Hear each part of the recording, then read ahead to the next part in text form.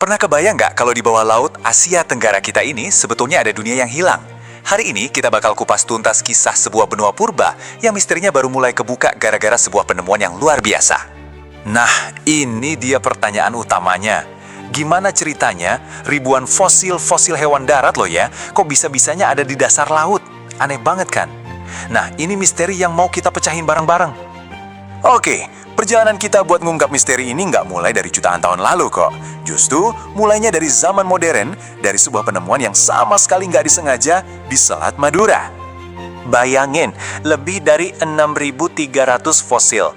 Serius, ini bukan salah ketik. Sebanyak itu fosil ditemukan cuma di satu lokasi aja. Ini nunjukin betapa ramainya kehidupan purba di sana. Jadi ceritanya gini, tahun 2015 ada proyek reklamasi di dekat Gresik. Nah, mereka kan ngeruk tanah dari dasar Selat Madura tuh. Ada seorang ahli geologi namanya Herald Burgess. Dia ngeliat tanah kerukan itu dan kayaknya punya firasat. Kayaknya ada sesuatu nih di sini. Dan bener aja, firasatnya tepat banget. Dia nemuin ribuan fosil. Ini tuh kayak nemuin jendela waktu yang langsung ngebuka pemandangan ke dunia yang udah lama banget tenggelam. Oke, jadi fosil-fosil tadi itu jawabannya apa? Kok bisa ada di dasar laut? Jawabannya adalah sebuah daratan raksasa yang udah lama hilang dan terlupakan. Nah, sekarang yuk kita kenalan sama yang namanya Sundaland. Inilah dia jawabannya, Sundaland, atau biasa disebut juga Paparan Sunda. Ini bukan cuma pulau biasa, ini bener-bener benua purba. Coba dibayangin peta Indonesia sekarang. Terus hapus Laut Jawa, Selat Karimata, sama Selat Malaka. Nah, Sumatera, Jawa, Kalimantan, sama Semenanjung Malaya itu jadi satu daratan yang nyambung. Itulah Sundaland.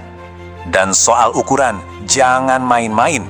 Luasnya itu sampai sekitar 1,8 juta kilometer persegi. Biar gampang bayangin ya, itu hampir sama loh kayak luas seluruh daratan Indonesia sekarang. Gede banget kan? Benua raksasa yang nyatuin tempat-tempat yang sekarang dipisahin sama laut. Terus benua segede ini kok bisa hilang? Prosesnya itu pelan-pelan banget, makan waktu ribuan tahun. Jadi gini, pas zaman es, banyak air laut di dunia ini jadi es di kutub. Otomatis permukaan laut turun drastis. Nah, muncullah daratan Sundaland. Tapi pas bumi mulai hangat lagi, es di kutub mencair kan? Airnya balik lagi ke laut. Pelan tapi pasti, permukaan laut naik lagi. Sampai akhirnya lebih dari setengah Sundaland tenggelam dan jadi pulau-pulau kayak yang kita lihat sekarang. Oke, kita udah tahu apa itu Sundaland dan gimana dia bisa tenggelam. Sekarang pertanyaannya, kehidupan di sana tuh kayak gimana sih?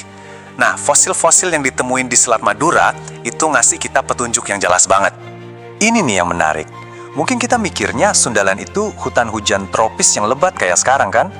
Ternyata salah. Lingkungannya itu lebih mirip sabana Afrika. Padang rumput yang luas, terbuka, dan cenderung kering.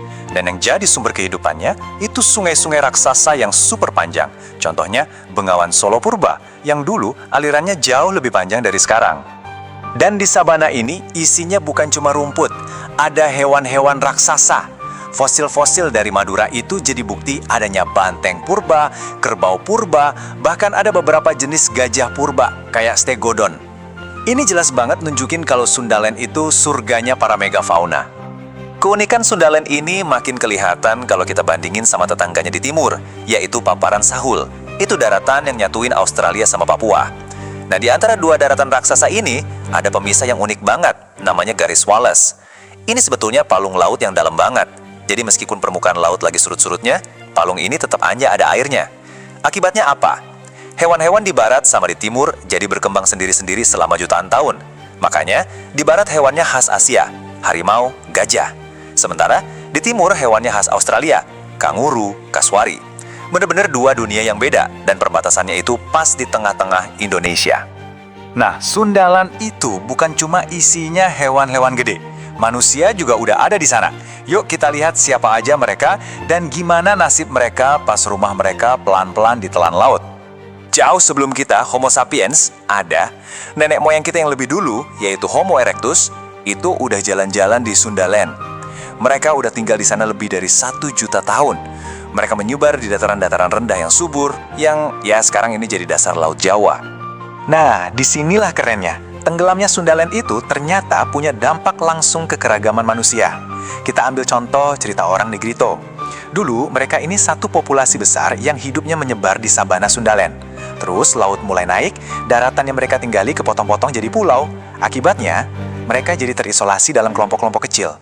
Karena terpisah ribuan tahun, masing-masing kelompok ini berevolusi dengan ciri khasnya sendiri. Hasilnya, mereka jadi nenek moyang orang Semang di Malaysia, Aita di Filipina, sampai orang Andaman di India. Gila kan? Satu populasi yang tercerai-berai gara-gara naiknya air laut. Tapi nggak semuanya pasrah terisolasi. Banyak juga yang nggak punya pilihan selain pindah. Bayangin aja rumah kamu pelan-pelan tenggelam. Mau nggak mau harus cari daratan baru kan? Nah, banyak dari mereka yang akhirnya migrasi besar-besaran. Ada yang bergerak ke utara ke daratan Asia. Dan jejak genetiknya nunjukin perjalanan mereka ini jauh banget loh, sampai ke Asia Selatan. Di sana mereka berbaur sama penduduk lokal dan meninggalkan warisan DNA Sundalan yang masih bisa kita lacak sampai sekarang. Oke, jadi setelah tahu semua ini, terus apa artinya buat kita sekarang? Apa sih warisan dari dunia yang udah tenggelam ini? Poin utamanya ini nih. Peta Asia Tenggara yang kita kenal sekarang, dengan ribuan pulau di Indonesia dan Filipina, itu terbentuk ya gara-gara tenggelamnya Sundalan itu. Setiap pulau, setiap selat, setiap jengkal garis pantai di sini, itu adalah bekas dari benua yang hilang itu. Jadi, warisan Sundaland itu ada dua hal besar. Pertama, secara hayati, peristiwa ini menciptakan garis Wallace yang bikin keanekaragaman fauna kita jadi super unik. Kedua, secara manusia, peristiwa ini yang jadi pemicu migrasi dan isolasi yang akhirnya melahirkan keragaman etnis yang luar biasa di seluruh Asia Tenggara. Nah, sebagai penutup, ada satu pertanyaan yang cukup bikin penasaran. Banyak yang bilang, mungkin nggak sih Sundaland ini sebetulnya adalah Atlantis yang hilang itu?